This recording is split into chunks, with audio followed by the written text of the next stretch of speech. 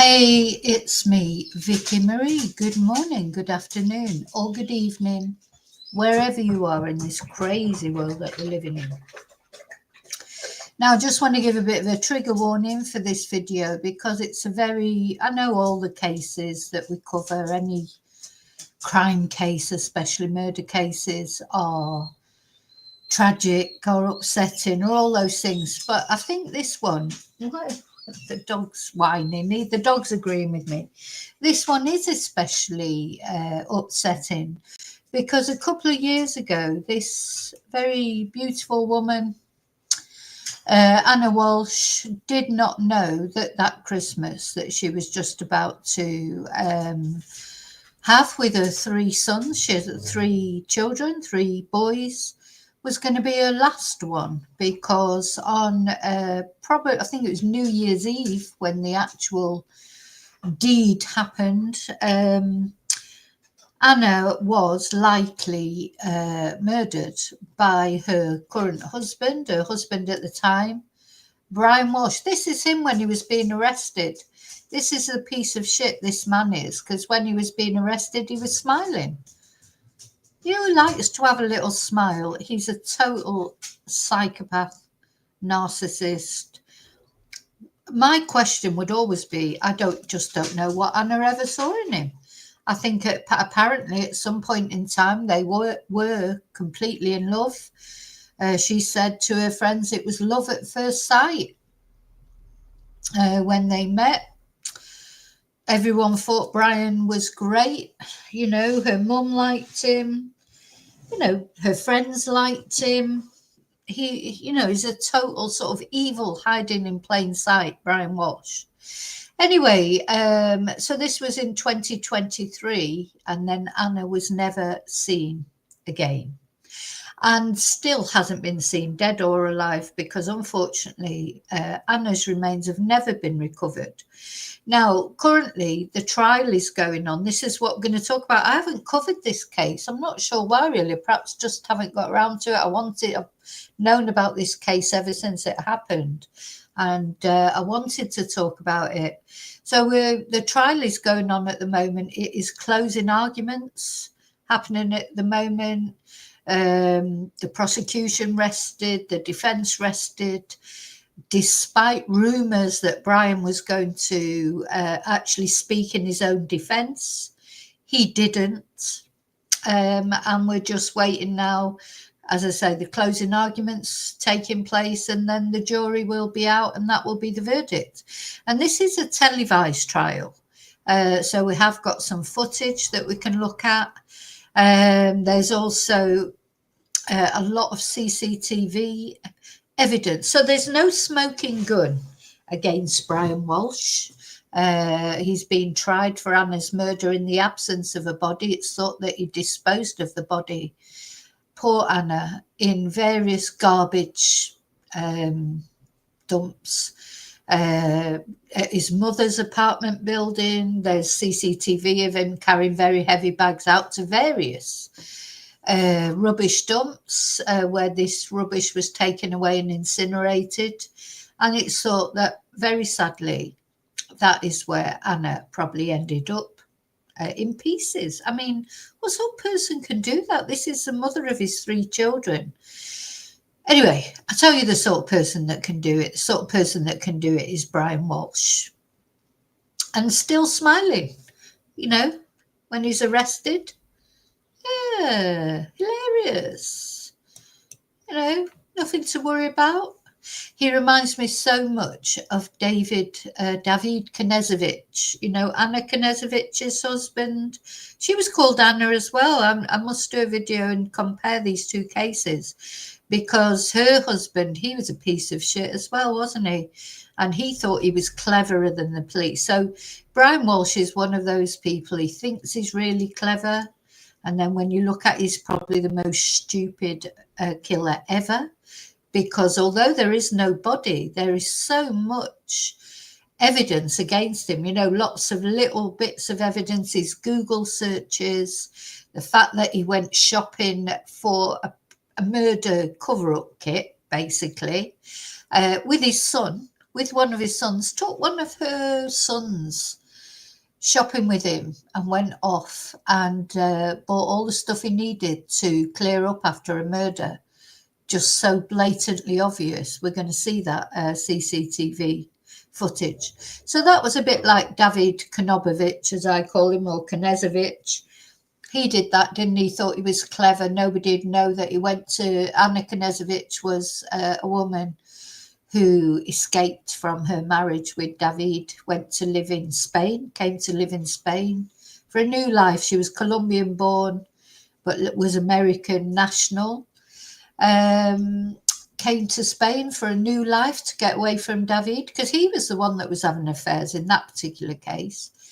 And David drove all the way from Serbia. And funny, there is a link there as well, because David Knezovich was from Serbia and Anna Walshe was born in Serbia. And anyway, he was caught in the end because, again, he was stupid, really, but we thought he was clever. He was caught for all sorts of reasons. And he then, unfortunately, we won't see justice for Anna and her, the Anna Knezovich. Her body also has never been found. But unfortunately, we'll never, ever know what happened to her, because David Knezovich, he took his own life while he's in prison after he was arrested.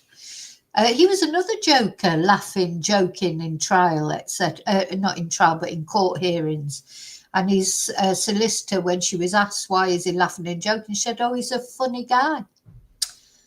Yeah, funny guy. Murdered his wife, buried her God knows where. Nobody knows where Anna is. And then he took his own life and took his secrets to the grave. So whether Anna will ever get found is unclear. Anna Knezovich. But Anna Walshe will never be found, because she's been taken and distributed amongst various garbage disposal things. It's just disgusting. So the body will never be found. But there was lots of other evidence. There was stuff in the house that had obviously been used to cut her up. His Google searches were like, just what a murderer would Google.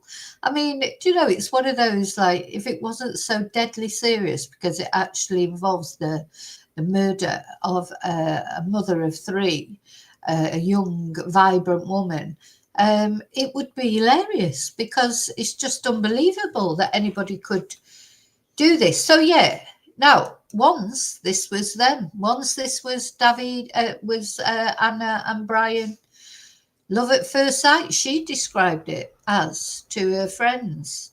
So where does it go from this to this? So, could you ever look more guilty and look like you are actually planning to dispose of a body? I mean, literally, could you be any more obvious? And he also, the poor guy who served him in this hypermarket thing, he had to give testimony in court as well, because he actually asked the, the assistant to help him. I mean, it's breathtaking in its thickness. But he thinks he is, something special. But I'll tell you what, his defence lawyer at the moment seems to think he's pretty special. She's laughing and joking, putting her arm around him. Do you know what? Do these men, do they hypnotise these women or give them some drugs or something? I mean, I don't know what Anna ever saw in him. She did love him once. What did she see in this man? Anyway, so even before this all happened, and probably what put the strain on this marriage, Brian had got involved in a fraud, an art fraud. He had sold fake Andy Warhol paintings. Because again, he was thick with that as well. He thought he could get away with it, but he couldn't, because they were so obviously fake. So he was, when he committed this crime, he was like wearing an ankle monitor. Again, it just gets it just gets weirder and weirder, the whole thing. But anyway, never mind. We'll get into it. We'll get into it. So first of all, I just want to say thank you to everybody. Say my thanks. Thank you for watching. Thank you for liking. Thank you for sharing. If you share my videos, please subscribe. If you're not subscribed already, it's completely free. Very special thank you to my members, to anyone who has sent super chats or bought Ko-fis or PayPal'd me. Thank you so much. I really appreciate all the support you give to my channel. It means the world to me. Thank you so much. So, hello, you lovely lurkers out there. Hope you're all getting ready for Christmas and looking forward to it. Hello, replay crew. Thank you so much for watching. And now I'm going to come into the chat and see who's around. Is anybody brave enough to come into the chat? Hey, Daniel. Happy Friday to you. Hi, Miss Lee. Yeah, have a blessed day. You too, Miss Lee. I hope, prayers are needed, aren't they, in this mad world that we live in? Yeah, and Miss Lee says, in this busy period, make sure to take breaks and find time to reflect. It's true, yeah. Hi, Lily. Hi, David. And hi, Darren. Thank you for joining in the chat. Thank you for watching.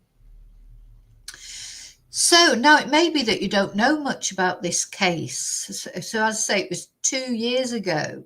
There actually took place, if you like, when poor Anna lost her life.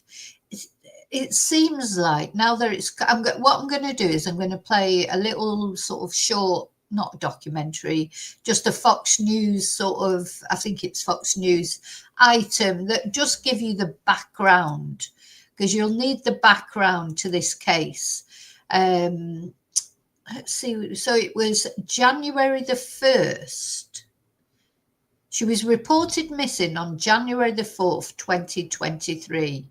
And she was last seen early on January the 1st.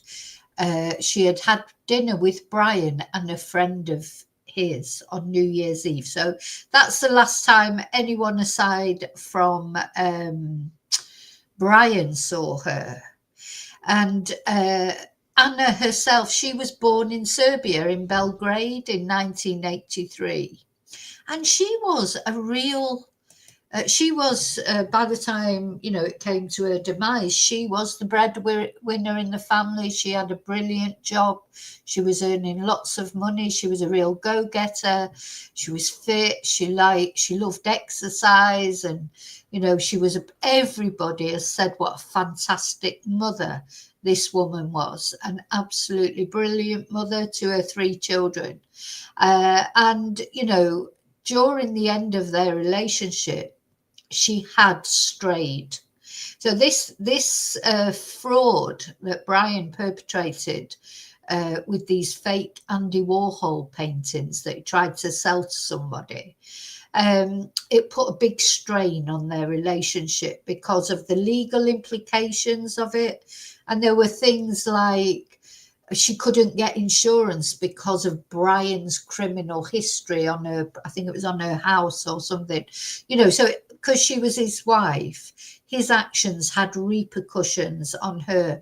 And this legal thing of him being prosecuted for fraud did put strain on their relationship. And somewhere in between, Anna did start having a relationship with another man. And actually, let's have a look at a photo of him.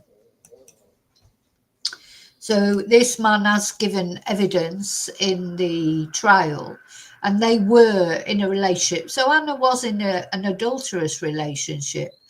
I personally think, and I think it's generally thought, that Brian found out, because he hired a private investigator apparently. Brian probably found out about this affair, and he, because some of the things he Googled were like about divorce, what's the best place to get divorced, and about how long do you have to wait for inheritance, because she had all the money. She was the the wage earner. She was the person with the money. But of course, as her husband, I suppose, he would get the money if she died. I don't know. He was Googling it left, right and centre anyway. And all this happened, I should tell you. So they had residences, or Anna had residences in Massachusetts and in Washington, D.C. in America. And,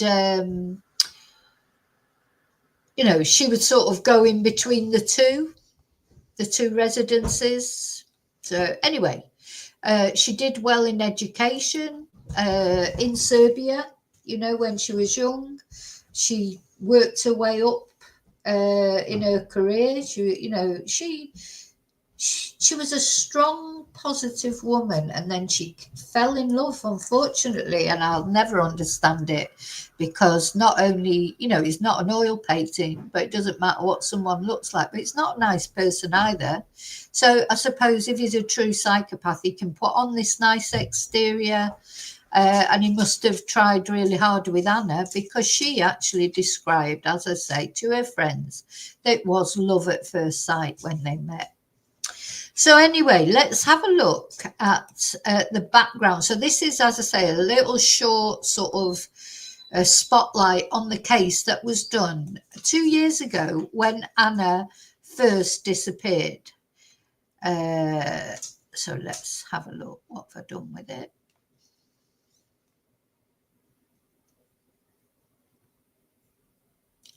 I know it's here somewhere.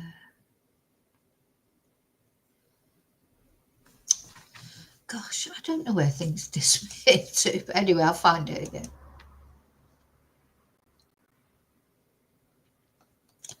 Yeah, it's a Fox 5, the disappearance of Anna Walshe. So I have to give credit to Fox. That's it. So this, well, I'm going to play it and comment on it, and this will give you a background to the case in case you don't know much about it. An active search for a Massachusetts mom of 3 who mysteriously vanished after leaving for D.C. She hasn't been seen since New Year's Day. What happened at that house in Cohasset on New Year's, the morning of New Year's, we don't know. She was in every way, shape, or form this full of life human being. Right now, it's a missing person. So as you can see, she is a very beautiful woman, but apparently she was beautiful inside as well as out. Everybody's got good things to say about her. And everybody says what a fantastic mother she was. And these are 3 boys, her 3 boys, or their 3 boys. So don't forget, this man, this is the piece of shit that Brian Walshe is. When he went out to buy all that body disposal kit, he took one of his sons with him. We'll see that video in a moment of him in the store, letting the little boy use the sort of zapper thing that does the prices. I mean, what sort of person, you know, does that? These are his children that he had with Anna, and he'd murdered Anna and he was going to dispose of her body, and he took one of his sons with him to buy the stuff he needed. Really, really, what did this woman see in him? I honestly, I'm always sort of struck by these such lovely women, and she seemed like a strong woman, you know, positive, good in her career and everything. But she, you know, she was a victim of Brian Walshe anyway. Every way, shape, or form this full of life human being. Right now, it's a missing persons investigation. Whether, you know, she just needed a little break or a timeout. We're just looking for her. When a phone has been shut off for a few days, it's concerning. Hairs were standing on the back of their neck. Look, when the police went into the house and arrested him, he came out smiling on January the 9th when the police went in. I mean, come on. What? He's breathtaking, this guy. When they first arrived at his house on January 4th. The husband of the Massachusetts woman missing since New Year's Day, now formally charged with her murder. He is probably the stupidest murderer who's ever walked the face of the planet Earth. Anna Walshe, a mom of 3 young boys, goes missing from her Massachusetts home early New Year's Day. She was said to be heading here to Washington, D.C. because of a work emergency. She worked for realty firm Tishman Speyer. Now her husband is charged with her murder, even though her body has never been found. Tonight, we'll take you through Anna's life and what prosecutors say happened in those early morning hours. You know, she was living the American dream. Right? Immigrated from a war-torn country, came here, got a job, was working to support herself and her family. Anna Walshe grew up in Serbia before coming to the U.S. in 2005. Reports say she worked her way up in the hospitality industry in New York City, where she met her future husband, Brian Walshe. She's just so personable. She lights up a room. After New York, Anna also worked in Washington, D.C., Virginia, and Massachusetts. And while we know details of her professional career, little is known about her relationship with Brian. We spoke with reporter Bob Ward from Boston. Look, there you go. That's their wedding day. What happened? You know, how does it go from this? Now, Anna had been married before. And, you know, so they divorced, you know, that was sort of a normal ending to that marriage. But what did she see in this man? He must be, I know psychopaths are charming, I know that. He will either be a psychopath, sociopath, narcissist, and they can be very charming. He obviously talked a good talk. You know, because Anna wasn't silly either. Do you know, like she had to be an intelligent woman to get where she'd got to. But sometimes, unfortunately, women, they're intelligent, you know, in terms of their career and stuff, but not only women, you know, we're all guilty of it, aren't we? Not only women, men as well, sometimes. Common sense doesn't reign, does it? When look, this dog's, I've just had to deliver him. This dog's trying to get in. It's nothing edible for a dog. Get away! She's so nosy. Have you finished now? Have you realised that there's nothing interesting in there, knocking everything over? God, she's like a wrecking ball, this dog. Knocking everything off my desk. You know, unfortunately, people who are intelligent, men and women, sometimes when it comes to hormones and things, the intelligence sort of runs out. But, you know, when you look at that photo of them, you know, they do look so happy. And to be fair, Brian looks happy. She looks happy.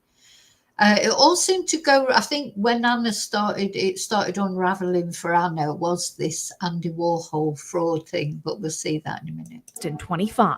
That's one of the mysteries here, that their friends that are here in Massachusetts aren't really saying a whole lot to us and about their relationship. I uncovered a report in Washington that showed in 2014 that she complained to police that he threatened to kill her and a friend. Anna reported to D.C. police that her then boyfriend told her over the phone that he was going to kill her and her friends. There was a record of him threatening to kill her. And that is a huge red flag. That report doesn't name Brian Walshe, but states that her boyfriend was living in Massachusetts, where Brian was living at the time. Anna never cooperated with D.C. police, and the case was closed. A typical follow-up would be have to connect with the victim and get more information. And it appears that she did not want to follow through. Not unusual in domestic violence cases. More than a year later, Brian and Anna were engaged just months. So it sounds like there were problems even before they got engaged, got married, but he'll have talked around one way or another. That's what happens, isn't it, in domestic violence cases? And although Anna was a clever, strong woman in lots of ways, it seems like she wasn't strong enough to walk away from the relationship. After that, they were married. And the year after the couple welcomed their first child, Anna posted to social media a photo of herself with a black eye.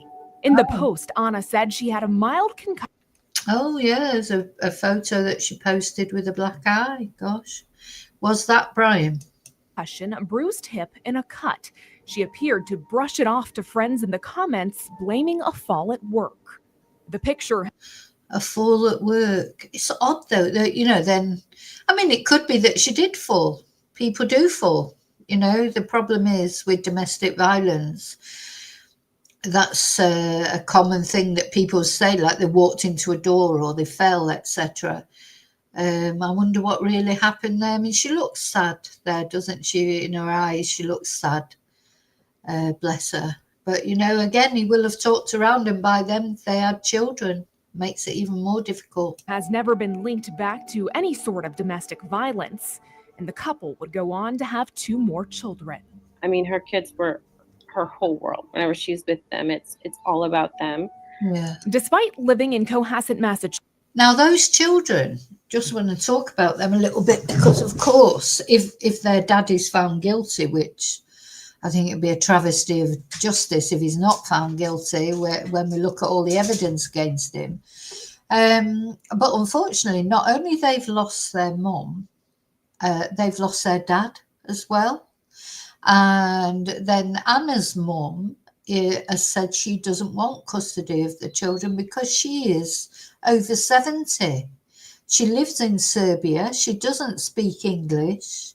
These boys have been brought up, I'm sure they speak Serbian, I would imagine, but, these boys have been brought up in America. Anyway, she just feels she's too old, to take on 3 young boys, as much as I'm sure she loves them and they are her grandchildren.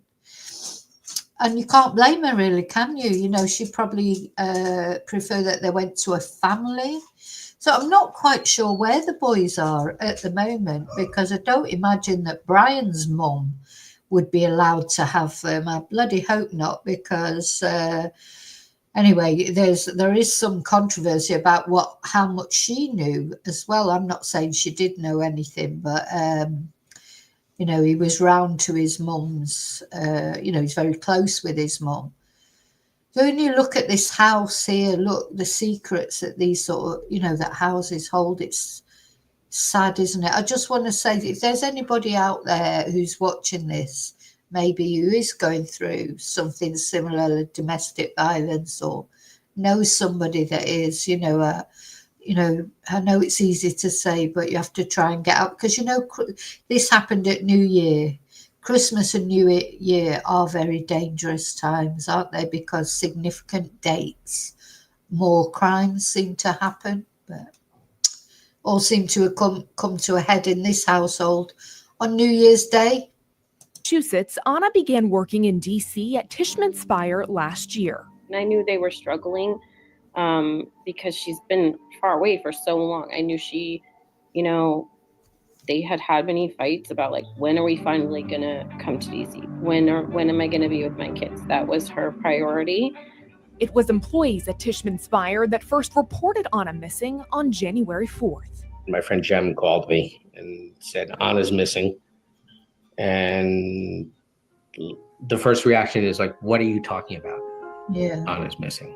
Peter says that friend Jem was at Anna and Brian's home New Year's Eve, ringing in the new year, just a short time before investigators would later say she was killed. So there they were, bringing in the new year. Brian, Anna, and this friend bringing in the new year on New Year's Eve, and the next day Anna disappeared, never to be seen again. Very sad, isn't it? Initial reports say a family member told police that she left at 4 a.m. on January 1st to catch a flight to D.C. for a work emergency. It's been reported that she was called to D.C. to handle some type of emergency at one of the properties that she manages. That's why she was attempting to go to D.C. early. This is another similarity we have with Anna Knezovich.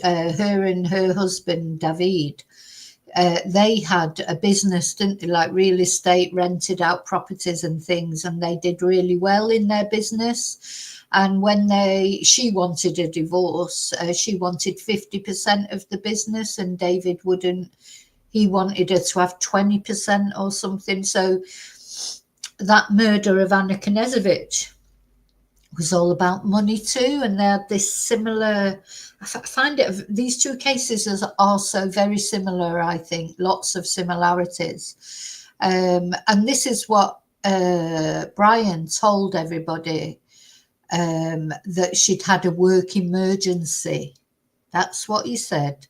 She'd had a work emergency and she'd been called away, and now he couldn't get hold of her. How strange! Couldn't now he was worrying. She did have a flight booked for the 3rd, but she never got on that flight. She would not have left on New Year's Day for a work emergency. So I think I pretty immediately knew in my gut that that was not the case. And so it was just sort of this doesn't add up. According to investigators, Anna's cell phone was turned off on January 2nd. It's very difficult, as you know, nowadays not to leave an electronic footprint or some type of footprint, which are debit cards or your credit cards, and none of these things have been active since the 1st of the year. Anna is the kind of person to respond. Again, given the extent of what she's doing in the day, she might not respond right away, but she does respond. When a phone has been shut off for a few days, it's concerning. Police say Brian was cooperating in the early days of the investigation into Anna's Nobody turns their phone off for a couple of days these days, do they? Especially not a mother like Anna. Even if she had to go away somewhere, she would have left her phone on in case there was some problem with the children or whatever. Nobody turns their phone off unless the only time people turn their phone off these days is if they're trying to cover up a murder and they don't want their phone to show where they've gone to. Quite often perpetrators do that, don't they? Turn off their phone so there's no data trail. But yeah, you look at that picture with the kids, her and Brian. She's got her arm around him. How could he do this to her? Listen, if he exploded because he found out she was having an affair, she was having an affair, that won't have been very nice for him to find out.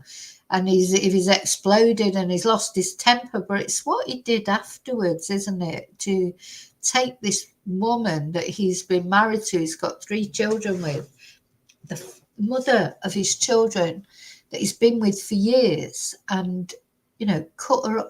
You've got to be a special sort of psycho to do that, haven't you? Really, that would not be an easy thing to do for anyone. Appearance. Whether she just needed a little break or a timeout. We're just looking for her. A retired homicide detective who is not involved in the case says he thinks police knew all along.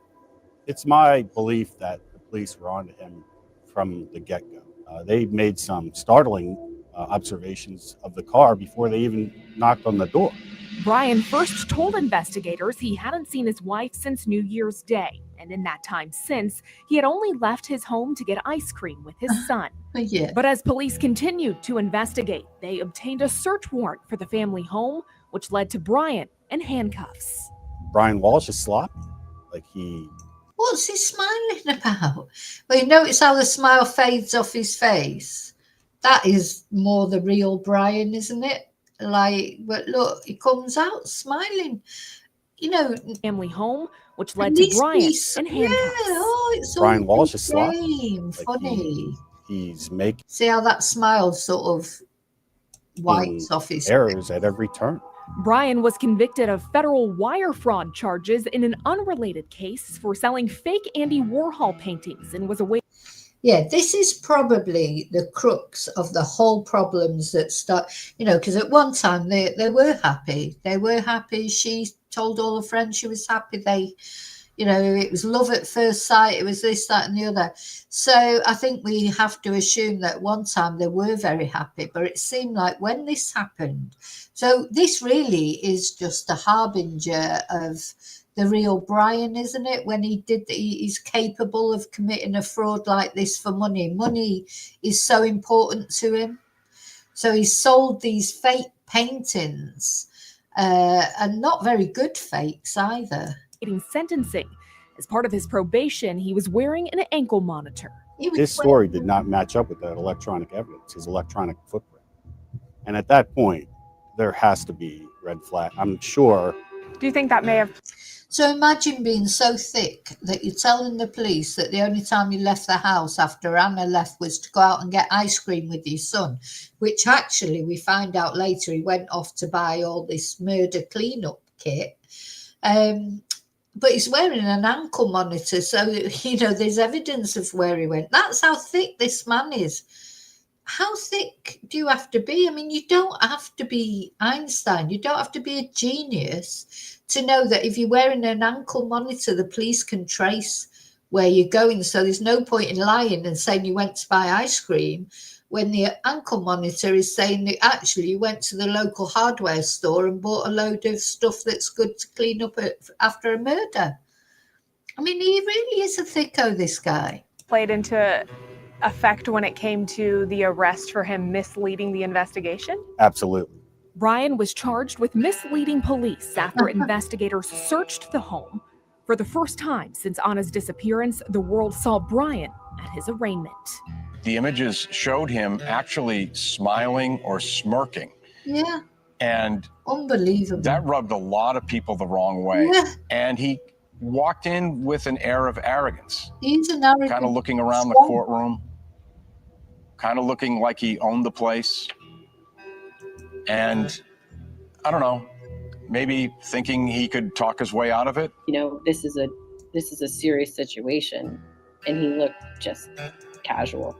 And I think it's you know, especially someone loving Anna so much, it's really difficult to see that and to understand that altogether. It doesn't make any sense. I haven't put him in the hellhole yet, but that's where he'd be going. When we get the verdict and his sentencing, I'll put him in the hellhole. Brian now behind bars, investigators begin to piece together what they say happened to Anna Walshe.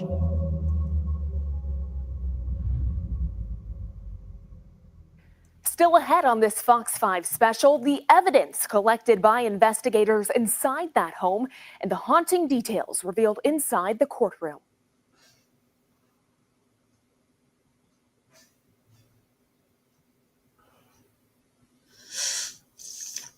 I think they must perhaps have an advert here. How could something so horrific happen to such a beautiful human being? If he did this, it would be smart for him to come clean. It is a absolutely crushing circumstantial case. You could hear a pin drop as the prosecutor went from Google search to Google search to Google search to Google search.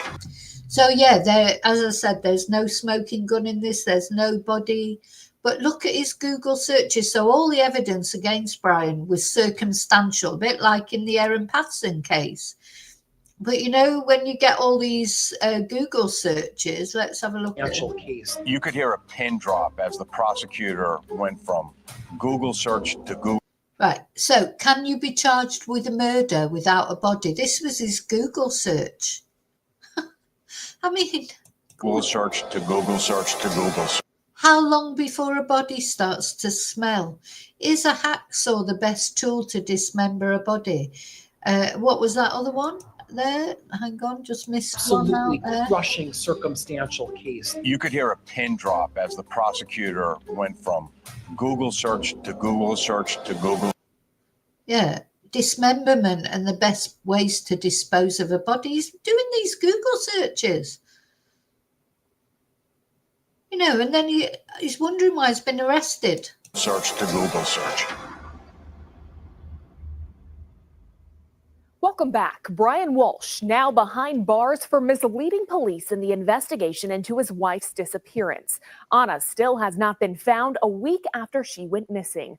During his arraignment for that charge, prosecutors revealed they found blood and a knife in the basement of the couple's home in Cohasset. Cohasset is a wealthy town on the ocean. It's very well known. Nothing like this happens there. During that court appearance for the charge of misleading police, we learned that Brian lied about taking his son to get ice cream. You know, they always say that, don't they? Nothing like this ever happens there, but it did happen. Did happen. This man did it. And then, so he said he took his son to get ice cream. Prosecutors say instead, surveillance images show he was buying hundreds of dollars worth of cleaning supplies at Home Depot. I believe he did clean up, but You can never clean up. So he went to Home Depot and he bought $500 worth of cleaning products. Now I'm going to just show you now this CCTV footage of him in Home Depot. And I'll tell you what, just watch this. This is him smiling into the camera at Home Depot the day after he's murdered his wife, as he took one of his sons to buy the murder cleanup kit. What a foul man this is, honestly. You know, we come up against some foul people when we're talking about true crime, but I think he's pretty special.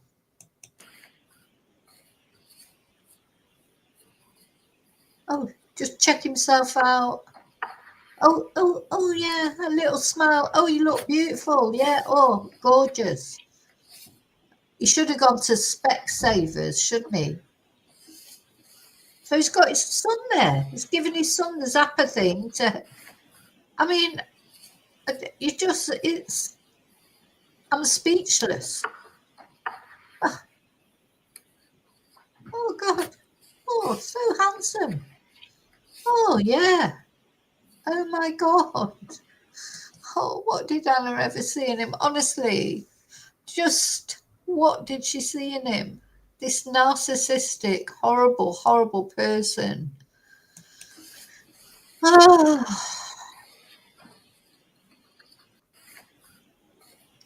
Just one more time.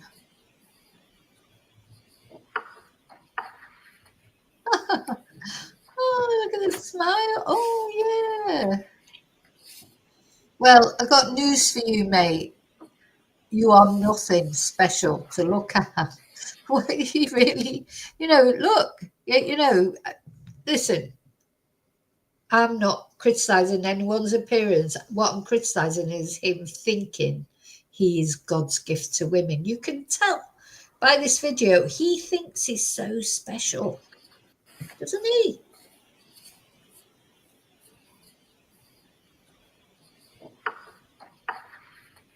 Ah, the way he smirks at himself. Oh my God. Oh, so that's him checking himself out in the camera or whatever as he's buying this stuff to clear up after murdering his wife with his son. So here he is again with the employee that he's got to help him. This poor guy had to give evidence in court.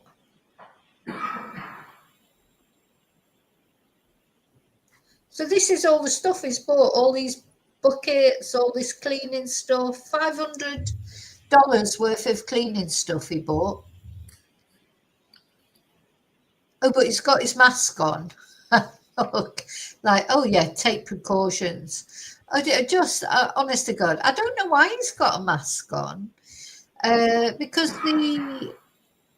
the guy who's helping him hasn't got a mask on, so I presume it wasn't obligatory. I'm not really sure why he's got a mask on there. And his gloves, he's got gloves on. Honest to God, it is unbelievable. This guy is special in his nastiness, isn't it, really? So this was a video that was played in the court. This was him after the surveillance footage was played of him depositing things in bins. Look, he knows he's cooked. Wasn't smiling so much there, was he? Not smiling so much there. So, although in the beginning it was thought that he was going to give evidence, he did not give evidence in the end. Let's have a look at these pictures. That's him again in the thing. Look, that's him going in there with his son. Fancy taking his son with him. Can you believe it? Take one of his sons shopping. And like this Rosa I follow on X, she says he has to be one of the shittiest humans around. He does. He is You can't get much lower than that, can you? Taking your own child, your wife who you've just murdered and you're about to dismember, taking her son with you. Can't get much lower than that, really, can you? I don't think. And that's good old Brian. There he is again, checking himself out. And I think, yeah. So I think this is a key photo. Look at this photo.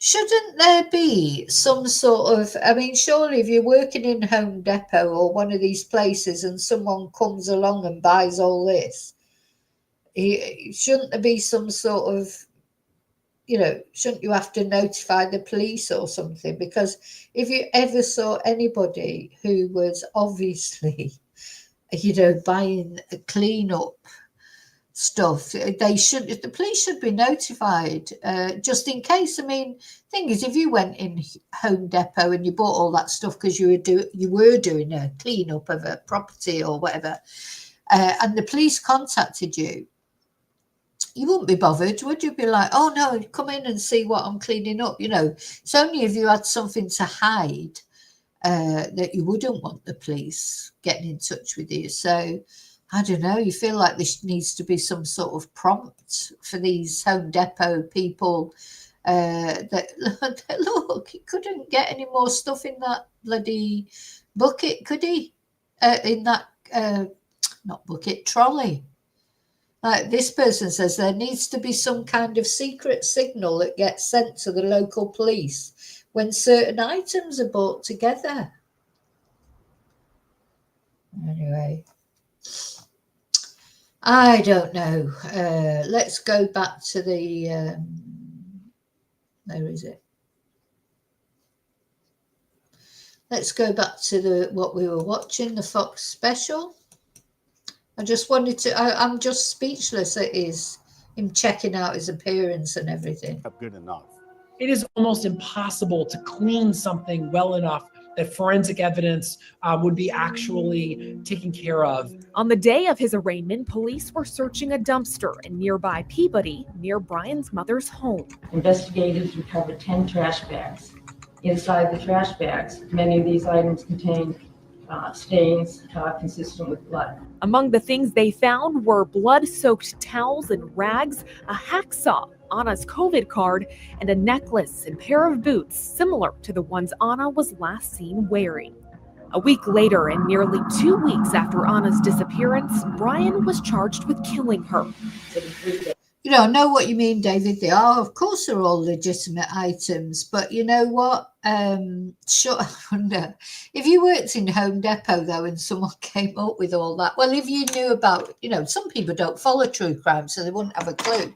But, if you're a person who followed true crime, you would just think, hang on a minute. So don't forget, like in the David Knezovich case, he bought spray black paint, didn't he? Because he wanted to black out the CCTV monitors in the apartments, and he bought duct tape. No, you wouldn't. If someone goes in and buys duct tape and a spray black paint, you're not going to think, oh, they're going to kill someone. But if someone goes in and buys all those things that he bought, and if you knew, and you would think, oh, because all those things together. So what I'm saying is, I know what you're saying. They're all legitimate items. You can't stop people buying them. And some people are cleaners or, go and do massive cleanups on properties and stuff. I understand that.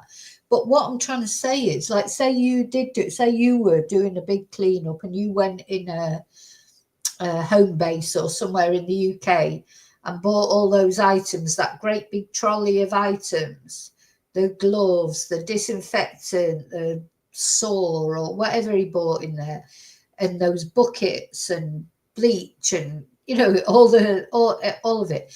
If you went in and spent $500 on, or £500 on buying all those things, and the cashier flagged it up as a possibility, and then the police turned up at your door the next day and said, oh, look, do you mind if we have a look around? You wouldn't mind, would you? I wouldn't mind. Or would you? I don't know. Maybe you would. Or maybe some people would. I'd just go, oh, no, come in. I'd be glad. that the police were that vigilant about things. You know, they just, it's difficult because, of course, a lot of murderers, you know, they go into hardware stores and buy their items, and of course they do. But that's different because this is such a massive amount of things. It's not just one thing like David Knežević, the black spray paint, the duct tape, or whatever he bought. It's not just that. You can't, you know, you can't look on that as suspicious, but it's got to be suspicious. Surely it wouldn't be difficult for the cashiers just to have maybe even a limit. You know, like if somebody's buying $500 worth of all these things, just be aware of it. Just make a note of it. Just, I don't know. It seems to me like a no-brainer, really, because really, unless you had a cleaning company or something, why would you ever need all that stuff? But anyway, the thing is, he got caught anyway, and as you say, he probably paid by, I think he paid by, probably by Anna's credit card. I imagine that would be more likely to me, because he didn't have any money. She was the wage earner.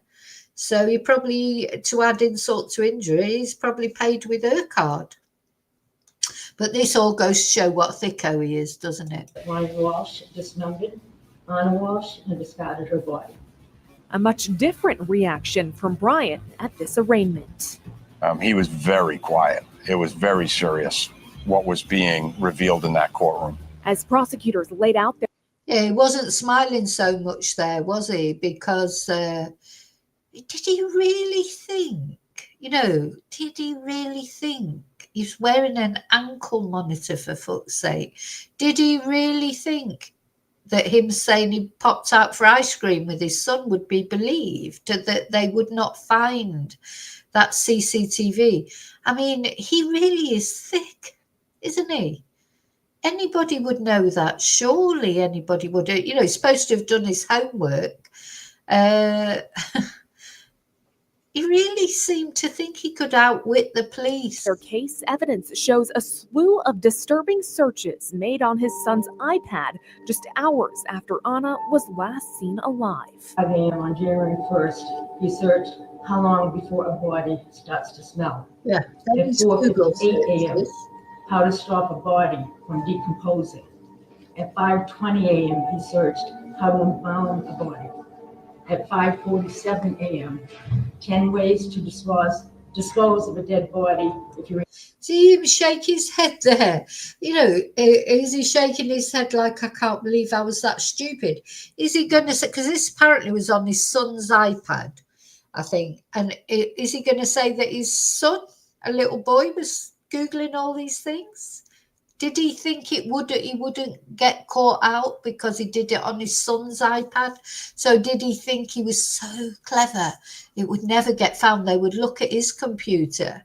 Now, these are the eyes of a man who knows he's cooked here, I think. He's realised he's not as clever as he thought he was.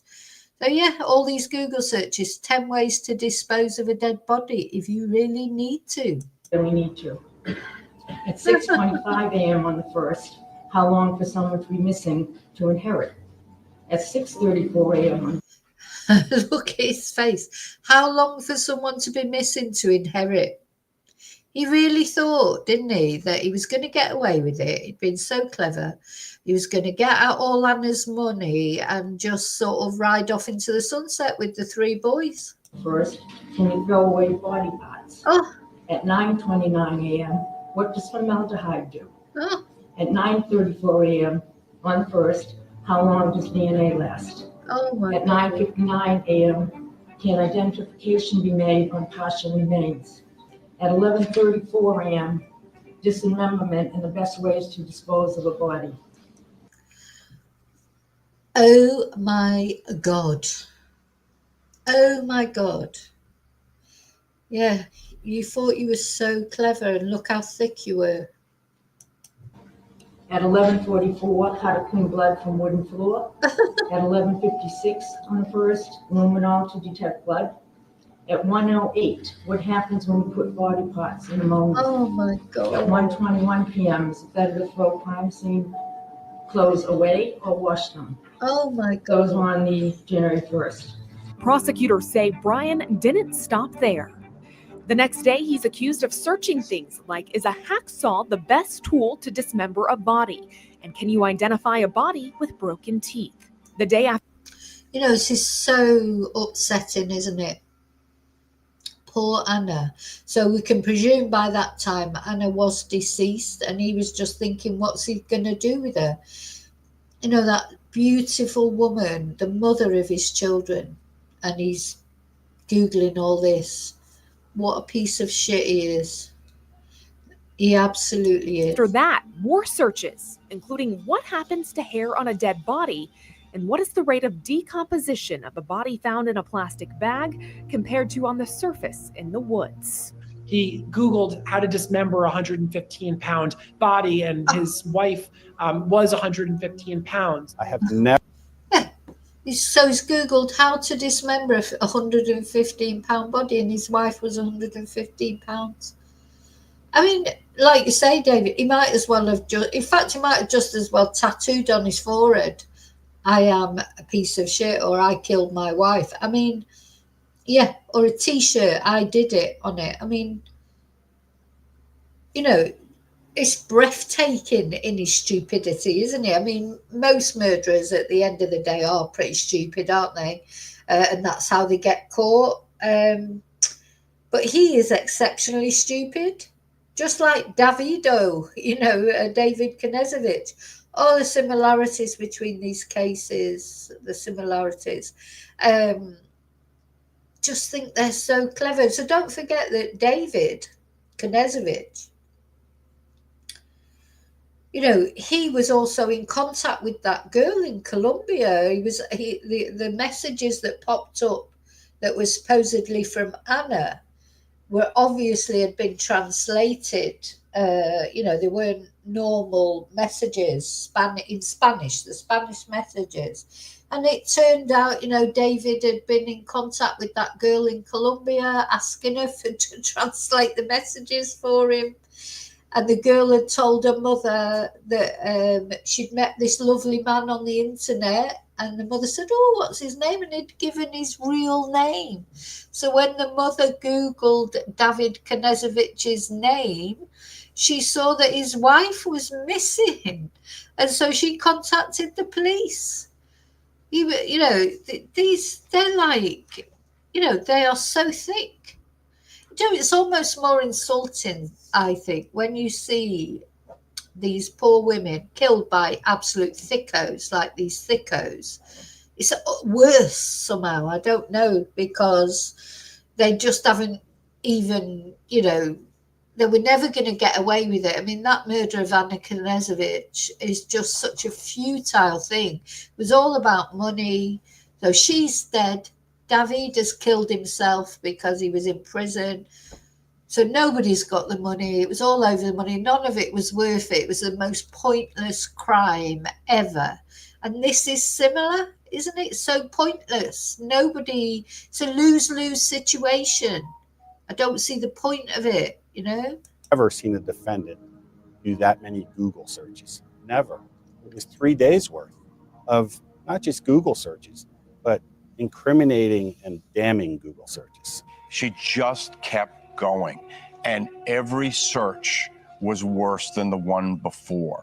Prosecutors also say just days before Anna's disappearance on December 27th, Brian searched online, what's the best state to divorce for a man? I've been doing this for almost 40 years, and I've never seen that level of detail unleashed. That's what you should have stuck with, divorce. You should have stuck with divorce. He would have got, I'm sure I think really if he would have sat down with Anna and they could have been amicable about it, I'm sure Anna would have made him a settlement, you know, because she would have wanted, although she will have wanted custody of the boys, she will have wanted, you know, them to see their dad. She would have wanted them to be able to stay in a nice place and, you know, him be able to take them out and everything. You know, they could have come to an amicable arrangement. No doubt, divorce arrangement. But this is what makes me think that maybe Brian lost it on New Year's morning, maybe he found out about the affair that Anna was having and he just lost it. Because I think if he had his level head, really, he would know that Anna probably would make a settlement.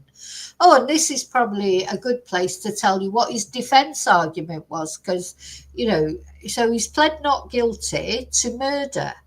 Because what he said is she died of natural causes. He just found her dead in bed at 2:00 in the morning. So this healthy, woman who had no sort of heart problems or whatever than that we know of, he says he just found her and she died of natural causes. And there she was, just dead. And he really thinks that people are going to believe that. So when he found her deceased of natural causes, instead of phoning the ambulance and saying, oh my God, my wife's not responding and I don't know what's happened, he decided to do all these Google searches, go down the Home Depot and dispose of her body, like you do when your wife dies of natural causes. At an arraignment. Brian Walshe pleaded not guilty. The question remains, where is Anna Walshe? I think the investigators believe that she was disposed of in the trash and then incinerated, and they were just too late to get to it. Oh. Still ahead in this Fox 5 special, will the circumstantial evidence be enough? I hope so. So don't forget, this was 2 years ago, this documentary, or short documentary. The trial is just coming to a close. She's such a bright light in the world, and it's not fair what happened. And she does not deserve this. It's surreal. It really is. It's like it just people don't do this to one another, especially a husband to a wife, supposedly. It's also so sad. Young woman, mother of young children. It's gruesome, and it's just a really hideous set of facts. I think juries are sophisticated enough to know that if someone is being charged with murder, they're also capable of disposing the body. Welcome back. Brian Walshe now charged with his wife Anna's murder. He pleaded not guilty and her body still has not been found. Investigators believe he dismembered her and took her and her belongings to different dumpsters starting on January 3rd. He walks to the dumpster carrying a garbage bag. He's leaning and it appears to be heavy as he has to heft it into the dumpster. He walks to the dumpster with the garbage bag and leaves it. On 4:48, he hit another complex in Abington, and at 5:10 p.m., cell phone shows records at another apartment in Brockton. The next day, on January 4th, police do a welfare check on Anna after coworkers report her missing. During that check is when officers notice Brian's car. Prosecutors say the seats were down inside of his Volvo, and there was a plastic liner in the back of the car. Then on January 5th, prosecutors say cell phone data shows him traveling to his mother's home. The phone traveled to the complex where his mother lives at 9:30 a.m., went for about 5 minutes around the building to the southeast corner. In the southeast corner of that complex is where there was a dumpster. The dumpster was later secured and searched.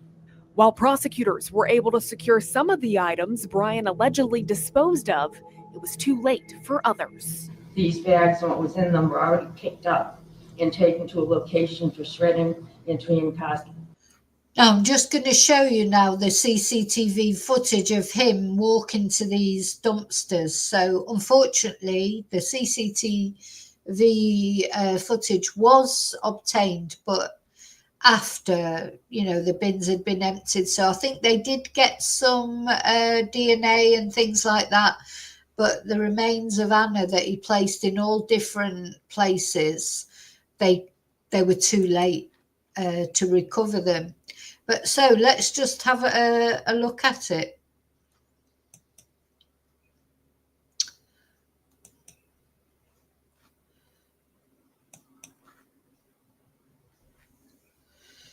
Hang on.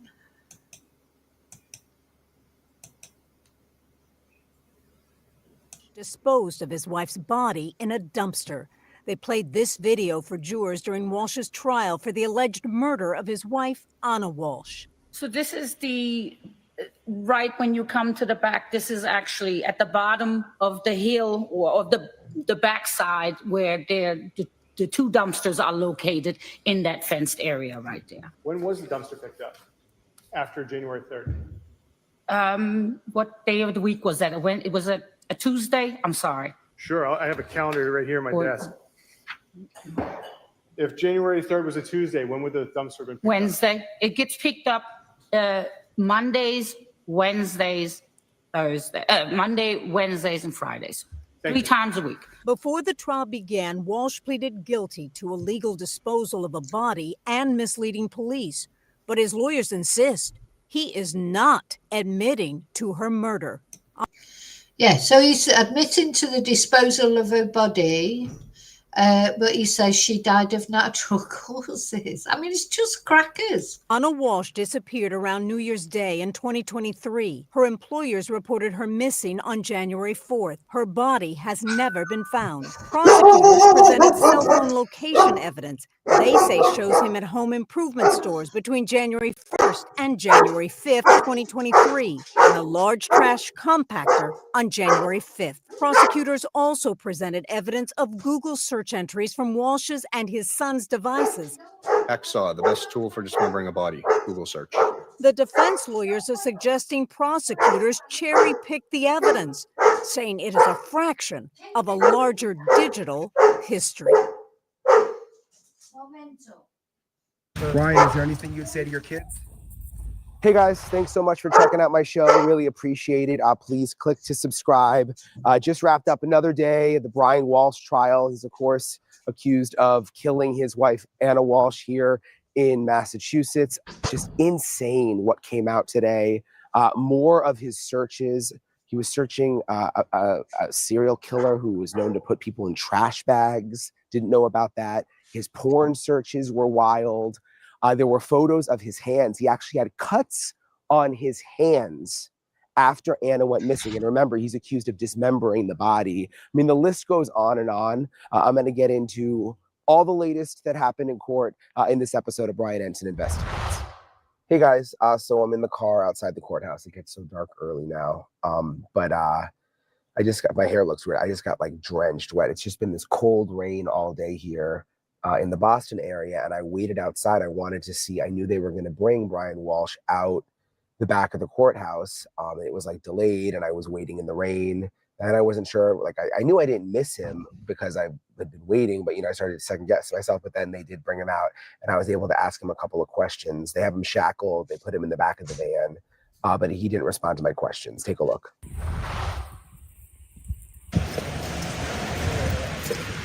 Brian, is there anything you'd say to your kids? Anything you'd want to say to Anna's family? Okay, sorry about that. Oh, dear me. Where am I going? Where am I going? Go away, go away. Go away.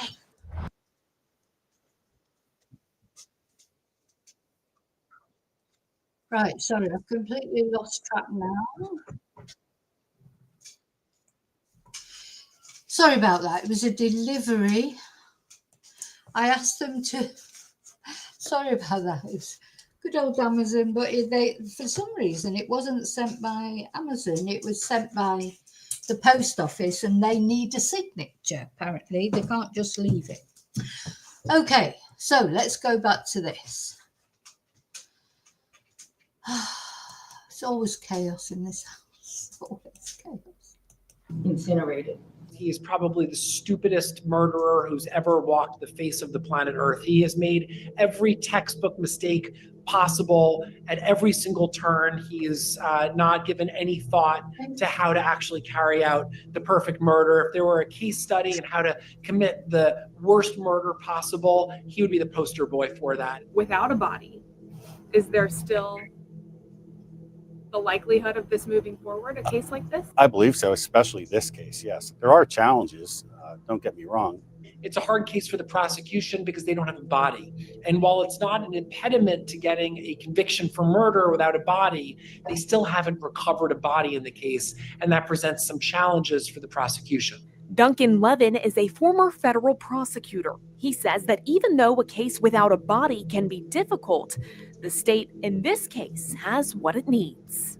Just the overwhelming amount of circumstantial evidence here, the cleaning supplies he bought, it was such a sloppily carried out murder that it's very. I completely agree. Imagine him and Davido in a cell together. But of course, Davido, he checked out. He took himself off to the next world.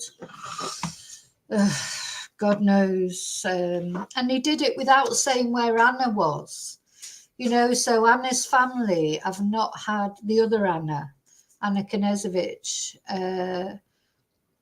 They still don't know where she is. It's awful, isn't it? And now it feels like with Anna Walshe's family, I think they know where she is, but what a horrible thought that that's what would happen to your loved one.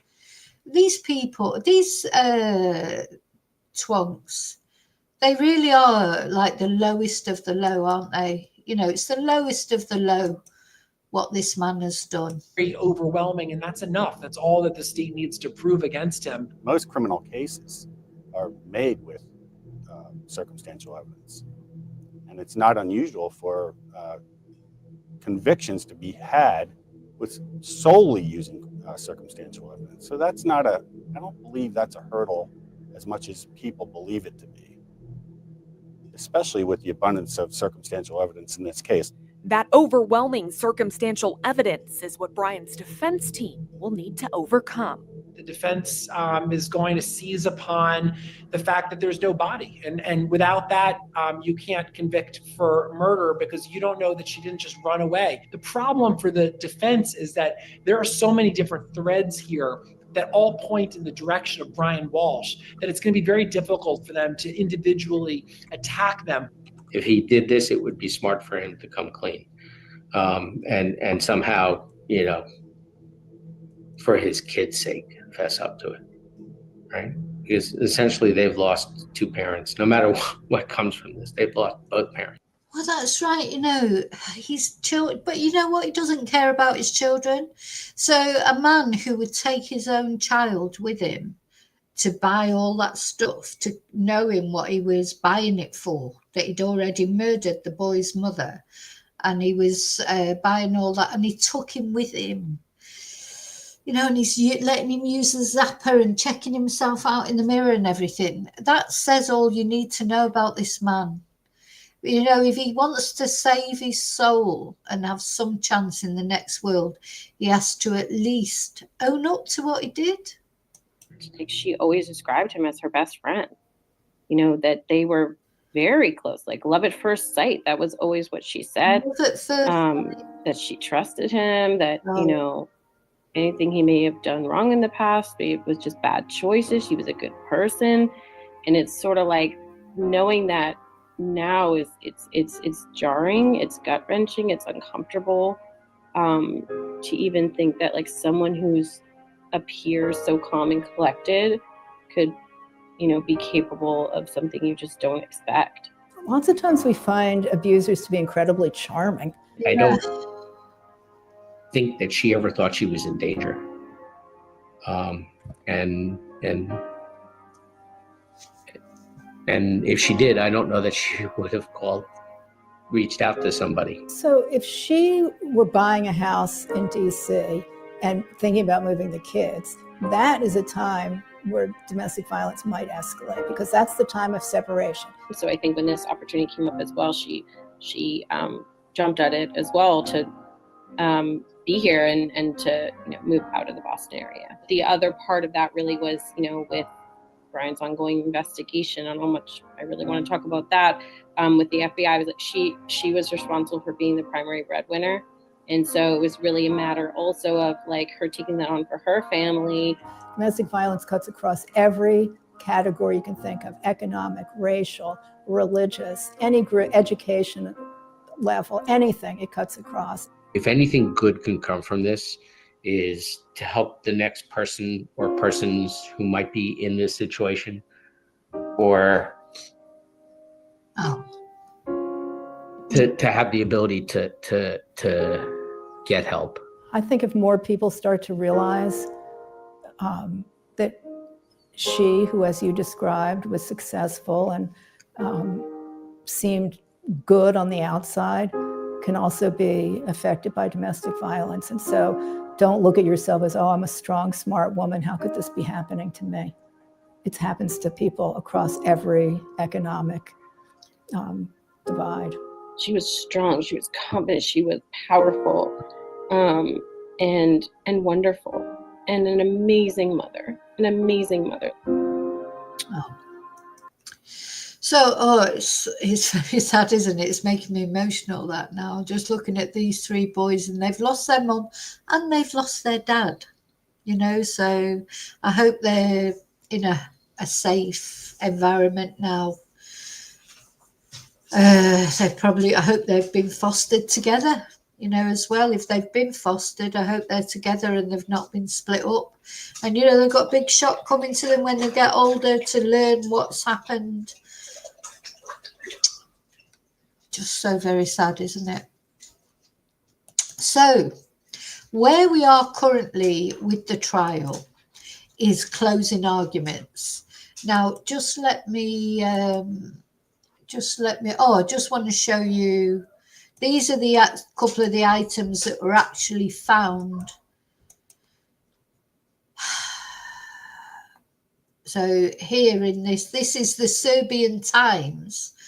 So of course, this is a big thing in Serbia, because Anna was Serbian. She came from Serbia originally. She sort of fled a war-torn country to go all the way to the USA, meet this guy, and end up, you know, his victim. But yeah, there's a photo from the Home Depot. This saw was found in his property, covered in blood. And then it goes through the Google searches that we've been through, this hammer.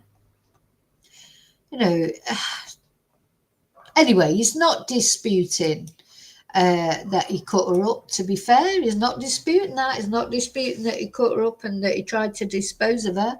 What he's disputing is that he killed her. He says she died of natural causes. And of course, just like you would when your wife dies of natural causes and you find them dead in bed, you thought, oh, what shall I do? Oh, I know. I'll cut her up and dispose of her body all over the place. So obviously it's a load of rubbish, but, you know, what will the jury make of it? So let me just see what the latest was last night, because, of course, because this is an American trial, it's televised, but, of course, it's at night time as far as Spain is concerned. So closing arguments set for Friday morning. Closing arguments, yeah. So it's just coming up. The closing arguments are coming up. Let's share this. Maybe I'll be able to cover them.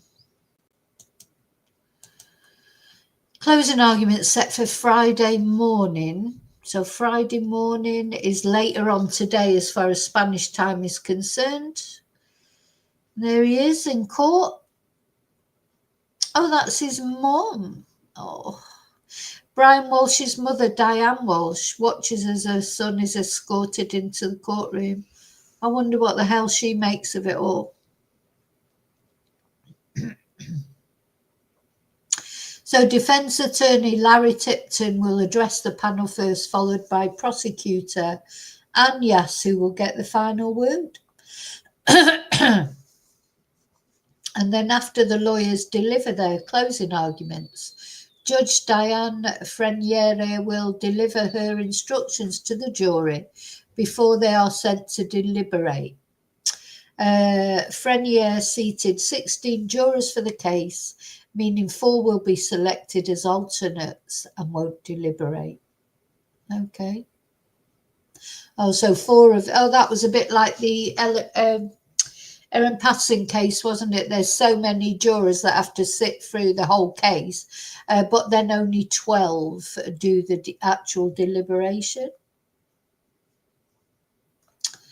So that'll be happening. It's all happening. I'll be covering it from now until we get to find out what happens. Yeah. Let me know, as always, what you think in comments. I think we all have to agree. You know, I think we'd all would agree that this man is the creme de la creme of the twonks, isn't he? I mean, we talk about a lot of twonks, of course, male and female, when we're talking about true crime.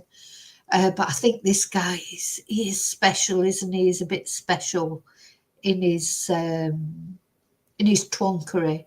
I've just realised I didn't turn my Christmas tree on for this video. I forgot to put the lights on. I'll put them on next time. Oh dear, that's because I've got the blind open a little. Normally I keep the blinds down when I do a video, but I was expecting deliveries and I thought I need to look out the window. I'm sorry, I'm waffling now. So because I've got actual light coming into the room, I forgot to put the Christmas lights on. But anyway, okay, so I'm going to play us out with a more upbeat Christmas song. This is a very sad case. You know, I can't think of any positives to come out of it. The only positive is this guy hopefully won't be seeing the outside of a prison cell for a long time, if maybe never, depending on what the verdict is and what the judge decides for a sentence. I think, you know, the fact that the body hasn't been found won't make any difference in this case. It's clear from his Google searches, well, his own admittance that he disposed of the body. The only thing that is in question is him saying she died of natural causes. And, of course, the prosecution saying, well, that's a load of rubbish. Because what they have managed to establish is the marriage wasn't happy. Anna was seeing somebody else. I don't know if Brian was seeing someone else, but he did have a private investigator. He had been looking into divorce and things like that. That's what he should have done, is divorced Anna. I know 100%, I feel 100%. He and Anna would have been able to come to some arrangement where he might not, you know, he would have got a decent settlement. And it's just, these crimes are so pointless, aren't they? They cause so much misery and nobody wins. You know, nobody wins in the end, like with the Knezeviches. You know, Davido, he did all that, you know, drove all the way from Serbia to Madrid, murdered Anna, did whatever with her body that we don't even know what. He carried her out of the flat in a suitcase, for fuck's sake. And all for what? For nothing. For him then to just take his own life in prison. What's happened to their money? You know, I don't know what's happened to their money because they had no children. So you presume that Anna's money, Anna Walsh's money, will go to her 3 boys. When they're old enough, will it go into trust? And then eventually when the boys are old enough, they, you know, hopefully they'll have that money to look after them. But as far as Anna Knežević and Davido, they had no children. He's got this dodgy brother, hasn't he? Because it's thought that his own brother knew about all this and knows where Anna is. And then you've got Anna's family in America. Will they get Anna's share of the money? Do you know, money's a good thing in some ways. Obviously it can, you know, it helps, doesn't it, when you've got problems and stuff, but so many bad things, bad crimes are committed because of money, isn't it? Yeah, there's 3 boys, David, 3 boys. There are 3, not just 3 boys, Anna's boys. So yeah, when they're older, I think they'll be financially secure. But you know what? You could never compensate for what their father has done to Anna, could you? You know, no matter how much money you had. So it's a complicated life. Anyway, I'm going. So thank you for watching. I'll see you really soon, as always, in the next video. Prayers for Anna, prayers for her boys. Hope for a big sentence for this guy.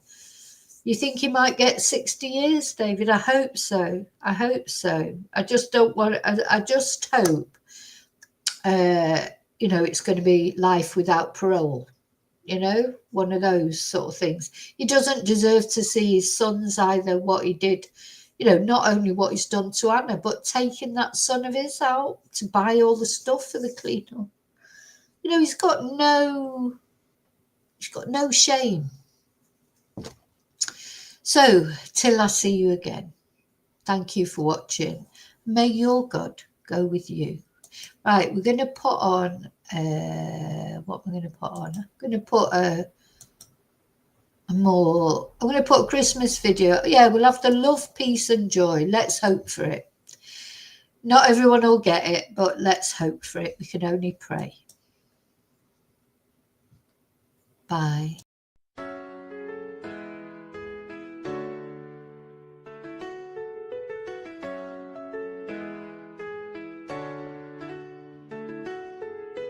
Welcome to the channel, it's Vicky Marie. Spitting out the flavor, making history. Subscribers rolling in, family feels fresh.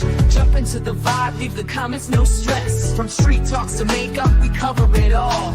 Chopping up the beats, making big moves, y'all. Urban queen, got the rhythm in her veins. Flow so tight, never stepping out of lanes. Join the fam, hit that subscribe. Vicky Marie chats, we keep it live. Stay connected, watch the magic unfold. Members unite, let's strike gold.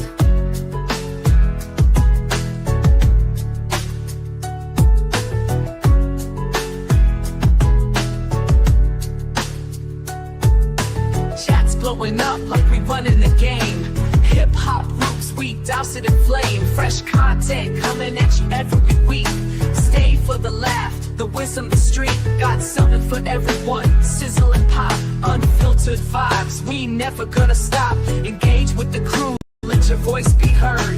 Tune in always, spread the word. Join the fam, hit that subscribe. Vicky Marie chats, we keep it live. Stay connected, watch the magic unfold. Members unite, let's strike gold. Join the fam, hit that subscribe. Vicky Marie chats, we keep it live. Stay connected, watch the magic